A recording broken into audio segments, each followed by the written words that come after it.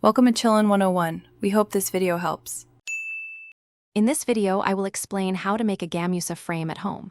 First, gather your essential materials. You'll need a beautiful Gamusa, a sturdy wooden frame, and a suitable backing board.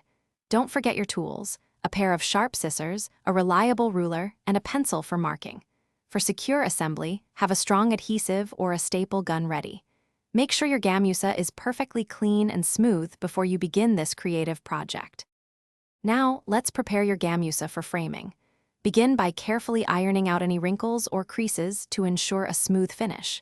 Next, accurately measure both your Gamusa and the inner dimensions of your chosen frame.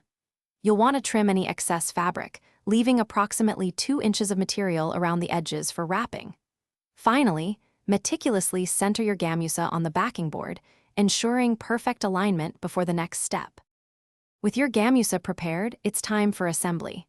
First, carefully secure the Gamusa to the backing board. You can use a strong fabric adhesive or a staple gun, placing staples about 1 inch apart along the edges. Ensure the fabric is pulled taut and stretched evenly across the entire board. Next, gently place the backing board, with the Gamusa attached, into the wooden frame's opening.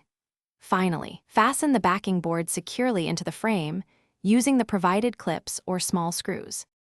To complete your beautiful Gamusa frame, let's add the finishing touches. Begin by thoroughly cleaning the frame's glass or acrylic with a soft, lint-free cloth to ensure a clear view.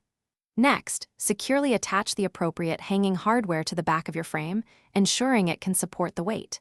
Carefully choose a suitable wall location for display, considering lighting and visibility. Finally, hang your framed Gamusa and take a moment to admire your unique, handcrafted artwork. Thanks for watching. Consider subscribing if we helped you.